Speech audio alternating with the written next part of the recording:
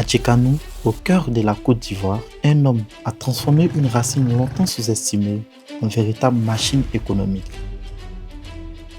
Allez manger d'abord, on appelle semoule de manioc.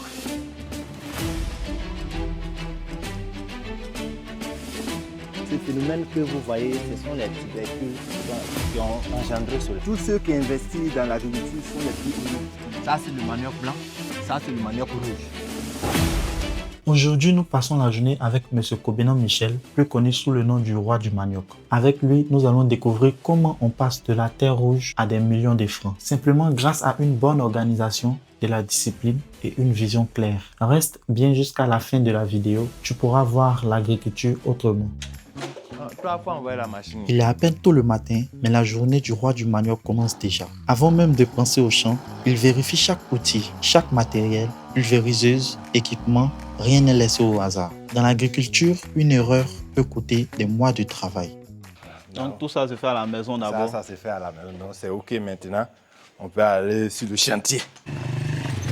Landry, on est prêt pour le champ. On ira avec 3 motos. Petite réunion stratégique. Toute l'équipe est réunie. Une dizaine d'ouvriers concentrés écoutent les consignes du boss. Ici, chacun connaît son rôle, car sur plusieurs hectares, le moindre retard a un impact direct sur le rendement. Venez monter. Actuellement, on va au marché, dans un magasin plutôt, pour acheter un masque.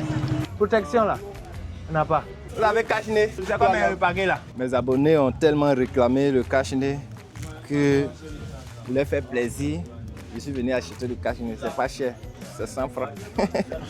Le roi du manioc, ce n'est pas seulement les champs, c'est aussi plus de 50 000 abonnés sur TikTok avec des vidéos qui dépassent parfois les 400 000 vues. Il partage son expérience, ses réussites, mais aussi ses erreurs. Dans l'une de ses vidéos, il explique qu'il n'utilisait pas toujours des protections lors de l'utilisation de ses produits, car ceux-ci sont non toxiques. Il s'agit d'un produit biologique appelé biofertilisant, utilisé pour renforcer la croissance et protéger ses plantations. Et puis le champ, à combien de kilomètres? Le champ, nous avons plusieurs champs sur le chemin. Le premier champ est à 1 km de la ville. Le deuxième champ à 3 km, ainsi de suite. Nous sommes toujours à Djekanou, une zone reconnue pour son potentiel agricole. C'est ici que se trouve la majorité des champs de M. Kobenan. Direction maintenant son premier site de production. Donc vous voyez, nous avons un beau champ ici. Voilà. Ça, c'est la variété Yavo. La variété Yavo fait partie du type de manioc doux. Voilà, donc, ça fait tout ce que nous savons comme en dérivé de manioc. Atiké, placalé, foutou, gari, amidon. Et surtout, cette variété est beaucoup demandée à cause de l'amidon. Voilà. Donc, ces phénomènes que vous voyez, ce sont les tubercules qui ont engendré cela.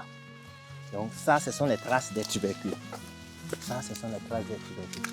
Donc, en réalité, la terre est devenue un peu dure.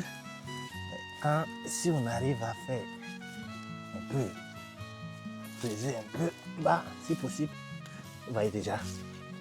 Vous voyez. En 3 mois, vous voyez ce que les tubercules sont en train de donner. Dans 3 mois déjà, on peut commencer à voir les résultats. Oui. Donc on referme le tour. Sinon, les animaux là. On vient manger. Après seulement 3 mois de culture, le champ parle de lui-même. Les feuilles vertes, la croissance homogène. À ce stade, un bon manioc peut atteindre entre 1 et 1,5 mètres de hauteur. Un signe clair que le sol est bien exploité et que la technique est maîtrisée.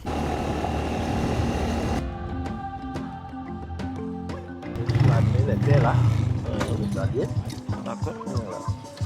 Bonjour, va. Comment vous allez? Dieu fait grâce. La santé. Ça va. Et... Oui, c'est un bonjour. On va au champ là. Donc tous les jours, il faut passer, saluer d'abord. Voilà, c'est important. Pour avoir la bénédiction des parents, c'est très important. Hein? C'est les terres. Donc sans ces bénédictions là, c'est un peu compliqué souvent. Un exemple palpable, ils ont fait une récolte. Je vais interviewer là, tu vois non? Voilà un champ de manioc également. C'est quel manioc sale là? Attendez, envoyez les pièces du manioc. Ah ouais, il rit, hein? Voilà, ça c'est vraiment... C'est quand vous avez enlevé ça? Hier. D'accord. Ok. Ça c'est quelle variété? Et ça, il y a assez de variétés, vous voyez? Non, c'est mélangé. C'est mélangé. Vous voyez, cette variété et puis les deux variétés, ce n'est pas les mêmes variétés. Ça, c'est le manioc blanc. Ça, c'est le manioc rouge. Donc, ce n'est pas les mêmes variétés. Donc, ici, avec les villageois, eux, ils combinent toutes les variétés. Dans le même champ, on peut avoir 5 à 10 variétés. Tant qu'il y a bouture, les villageois, ils plantent seulement. Et c'est ce qui fait la différence entre nous. Nous, quand tu arrives sur un site, si c'est Olekanga, c'est Olekanga. Si c'est Fantagbe, c'est Fantagbe. Et quand nous allons arriver sur le site des 10 hectares tout à l'heure, là, vous allez voir. Ça, c'est le petit 3 roues. Ça, c'est le plus petit. Et le plus petit, actuellement, les gens achètent à 70 000 francs au niveau de tout maudit. 70 000 francs. Tout ça. Tout ça, 70 000 francs. 70 000 francs. Maintenant, sur un hectare, ça, si tu as fait de manière professionnelle, tu peux faire sortir au moins 30. Avec le système que nous faisons. Donc 70 fois 30, ça fait combien? Mathématiquement parlant, ça fait 3 fois 21. Ça fait 2 millions. 2 millions. Voilà. Or, sur un hectare, tu peux pas dépasser 1 million en termes de dépenses. Si vraiment le site ça dépend des sites également. Hein. Voilà, ça dépend des sites. Si dans le site, il n'y a pas trop d'obstacles, tu n'as pas dépassé plus de 1 million. Donc, après 12 mois, tu fais au moins 100% en termes de profit. Selon les explications du roi du manioc, avec 1 hectare de manioc bien entretenu, on peut produire au minimum l'équivalent de 25 à 30 tricycles à la récolte. En termes financiers, 1 hectare peut générer entre 2 millions et 2 500 000 de chiffre d'affaires pour un investissement initial souvent inférieur à 1 million de francs CFA. Résultat, un bénéfice qui peut atteindre voire dépasser 100%. Nos parents ont une philosophie, c'est-à-dire ont une pensée. Cette pensée, que voilà ce que mon papa faisait. Nous et nos parents, voilà comment ils plantaient le manioc. Donc aujourd'hui, quand tu envoies une technique, vous leur dites que voici dorénavant comment on doit planter le manioc. Non, non, ils ne vont pas accepter ça.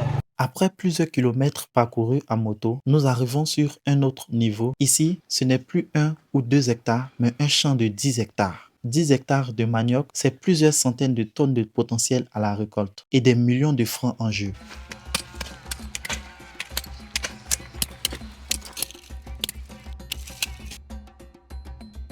Donc je vois qu'ils sont en train de nettoyer toujours. Oui, oui. Malgré que le site est propre. Pourquoi? Mon frère, tu sais, on n'a jamais été content quand nos parents reçoivent des étrangers. Voilà. Parce qu'on sait que ces étrangers vont manger et peut-être la nourriture ne va pas nous suffire. C'est la même chose dans l'agriculture. Donc, il ne faut pas laisser les mauvaises herbes. Les mauvaises herbes mangent. Alors, si on veut parler d'un thème terre à terre, des mauvaises herbes, là, eux aussi, ils mangent les nutriments dans le sol. Donc, il faut enlever pour que les plants restent seuls afin de pouvoir bénéficier de toute la fertilité, de tous les nutriments qui sont dans le sol. On va faire une expérience. Vous allez voir que les parties où il n'y a pas de mauvaises herbes, l'évolution est bonne par rapport ici. On prend le cas les deux. Venez voir. Vous voyez ici. Vous voyez les deux. Vous voyez qu'il y a une différence. C'est parce que les mauvaises herbes consomment également les nutriments. Donc ici, il y a une concurrence. Il y a une concurrence. Chacun lutte pour pouvoir se nourrir. Que ce soit une mauvaise herbe ou que ce soit une bonne herbe, les deux fournissent des efforts pour pouvoir se nourrir. Et dans ce cas, tu auras forcément des petits plants. C'est pourquoi l'ennemi, l'ennemi du manioc, c'est les mauvaises herbes. Maintenant, pour faire les bions, ça vous a pris combien de temps? Pour faire les bions, nous avons travaillé avec des tracteurs. C'est-à-dire la mécanisation, c'est par la mécanisation que nous avons fait ce site. Et d'abord, il y avait eu le premier passage, et on appelle ça labour profond. Et ça nous a pris 3 jours. Et puis après, ils sont passés pour pulvériser. Voilà, pour pulvériser, ça nous a pris également 3 jours. Et ensuite, enfin, on a fait les bions. Ce que vous voyez, c'est qu'on appelle les bions. Voilà, ici, c'est les sillons. Et ça, c'est les bions. Donc, en moyenne, il faut 10 jours pour pouvoir effectuer ce travail. De 10 hectares. Voilà.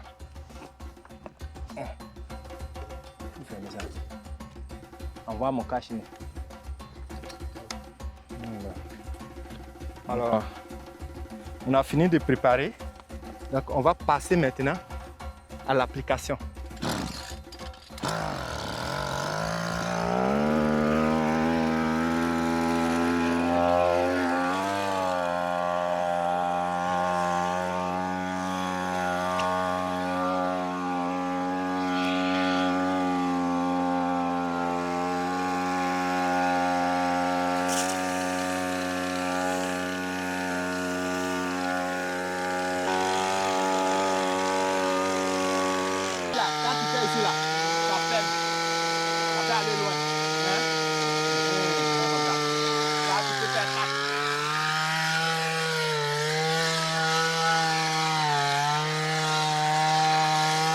Au début, c'était des élèves qui voulaient passer des jobs de vacances. Donc, j'ai dit, OK. Je suis allé voir les parents. J'ai dit, OK, au lieu qu'ils partent quelque part pour aller faire job de vacances, on va faire 2 volets. Je vais les payer conséquemment. Et puis également, ils vont bénéficier de ma formation gratuitement. On a commencé ensemble. Je leur ai dit que, vous voyez, dans la filière où nous sommes là, c'est une mine d'or. Voilà, comme le roi du manioc me disait toujours, la vision est le point de départ de toute réalisation. Tu vas y copier mes mots. Maintenant, allez manger d'abord. C'est très important. Pour avoir plus de force pour continuer les travaux. Donc, on doit aller manger. Et puis, vous savez ce qu'on va manger? Attiqué. En bon français, on appelle semoule de manioc. Mais ici, si vous partez pour manger attiqué, vous dites que je veux attiqué. Hein, sinon, tu vas rester là longtemps. Hein. Alors, ça, c'est pas que ça, c'est semoule de manioc. Donc, vous partez et dites, ah, je veux garba. C'est nous, les agriculteurs, qui faisons que tout fonctionne aujourd'hui. Parce que quelque soit ce que vous allez faire, vous allez manger après. C'est pourquoi nous, on va bénéficier tout à l'heure des semoules du manioc. Tous ceux qui investissent dans l'agriculture sont les plus heureux. Quand vous allez voir l'évolution de votre champ, les merveilles, vous nourrissez une masse de personnes. Forcément, vous êtes heureux. Donc, nous les paysans, nous ne sommes pas malheureux. Hein. Alors, vous voyez, tout ça, pourquoi vous devez investir dans l'agriculture? Ça vient de l'agriculture.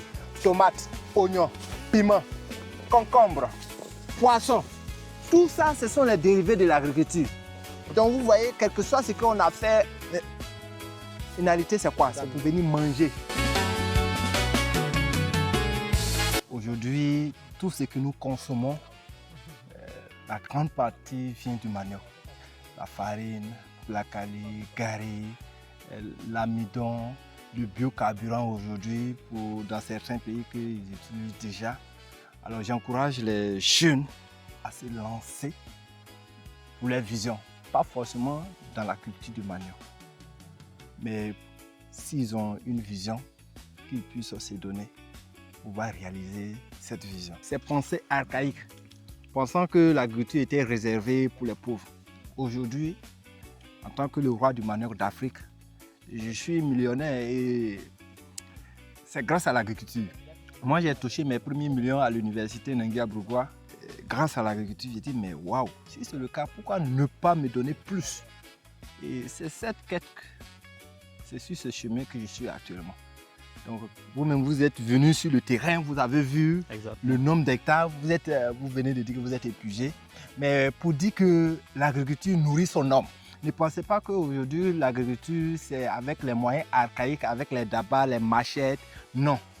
Aujourd'hui, vous voyez tout ce que nous avons fait avec les machines. Vous pouvez mécaniser et puis ne même pas faire avec la main.